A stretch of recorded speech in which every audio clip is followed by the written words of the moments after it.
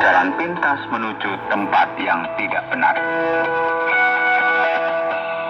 Senang bisa berjumpa lagi dengan pendengar yang dikasihi oleh Tuhan. Semoga saudara semuanya dalam keadaan sehat, selalu diberkati oleh Tuhan. Kiranya kebersamaan kita dalam program Jalan 66 ini akan bersama-sama kita dikuatkan iman, semakin memahami apa rencana Tuhan di dalam kehidupan kita, sehingga kita selalu berpegang teguh kepada janji-janjinya. Saudara, dalam pelajaran sebelumnya, kita telah melihat bahwa Tuhan berjanji kepada Abraham untuk memberinya banyak keturunan dan juga memberikan tanah sebagai tempat tinggal.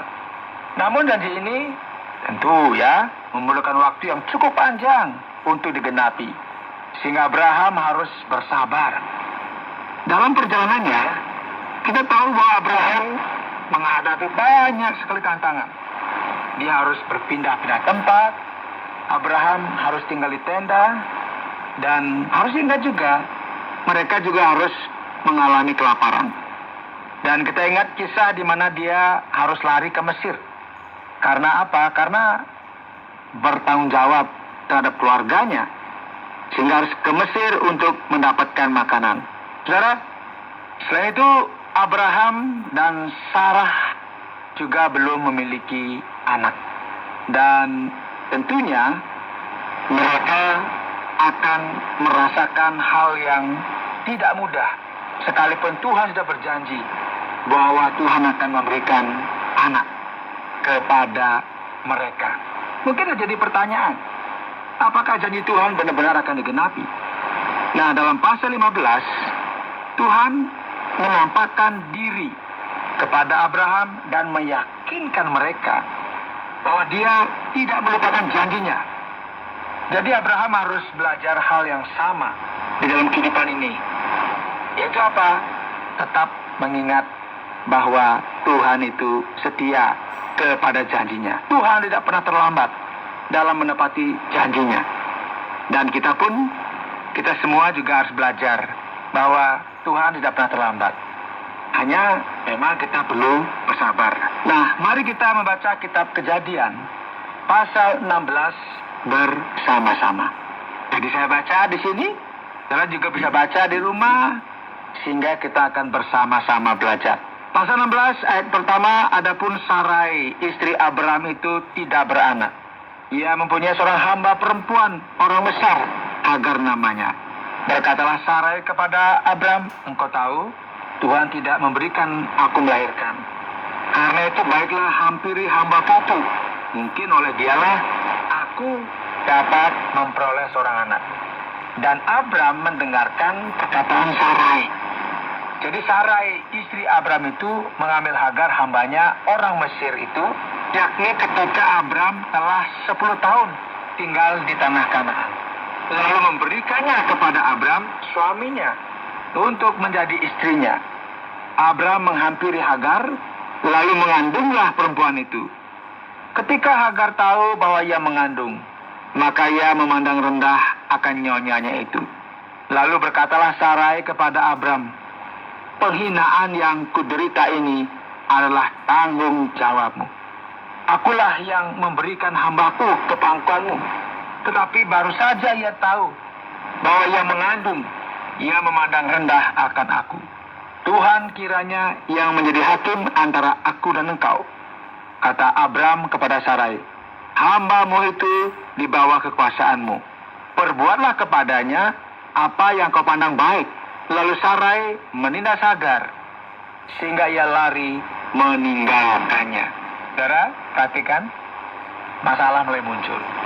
Ini adalah keadaan di mana Sarai dan Abraham dengan pemikiran manusia biasa, mereka merasa bahwa Tuhan kok nggak menepati janjinya, Tuhan terlambat. Mungkin mereka juga merasakan sedikit keraguan. Apa iya Tuhan akan memenuhi janjinya bahwa mereka akan memiliki anak kandung? Nah, dalam keadaan ini, mereka seperti membuat keputusan. Untuk apa? Ya, bantu sedikitlah, agar sesuailah dengan apa yang Tuhan katakan. Abraham sudah tinggal di Kanaan, dikatakan sana selama 10 tahun. Dan Tuhan membuat janji ini sekitar 11 tahun yang lalu, bayangkan saudara. Saat itu Abraham sudah berusia 86 tahun. Ya, ini nampaknya waktu berlalu begitu cepat. Dan mereka merasa mungkin ya, jika mereka tidak campur tangan sekarang, waduh ini terlambat ini. Tuhan sih janji-janji, tapi buktinya nggak ada. Akhirnya mereka mengambil jalan pintas dan berusaha menjawab doa mereka sendiri.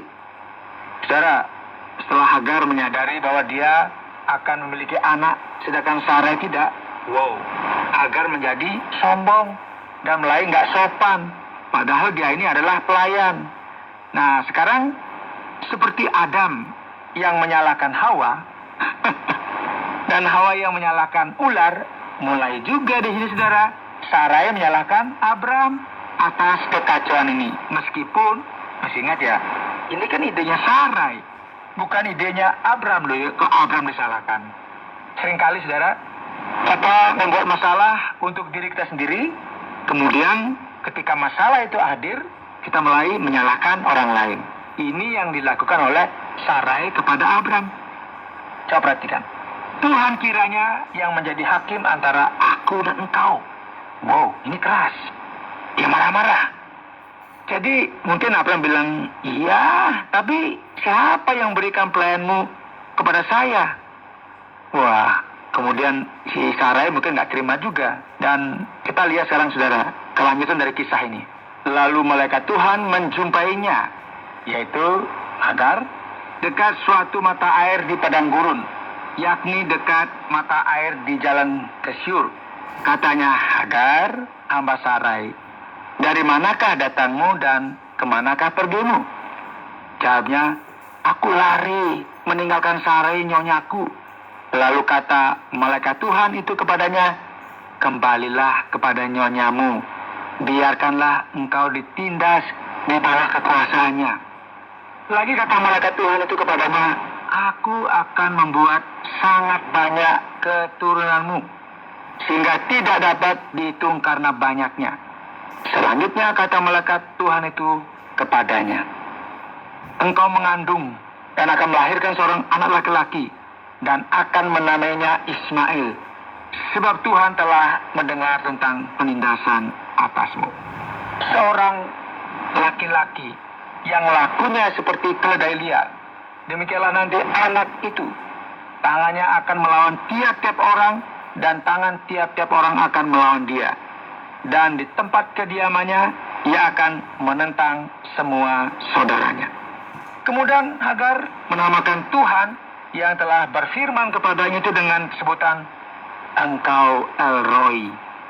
Sebab katanya, bukankah di sini kulihat dia yang telah melihat aku? Sebab itu sumur tadi disebutkan orang sumur Lahai Roi. Letaknya antara Kades dan Beret. Lalu Hagar melahirkan seorang anak laki-laki bagi Abraham, dan Abraham menamai anak yang dilahirkan Hagar itu Ismail. Abraham berumur 86 tahun ketika Hagar melahirkan Ismail baginya. Anda sedang mendengarkan Jalan 66 dalam rangkaian pembahasan Kitab Kejadian pasal yang ke-16.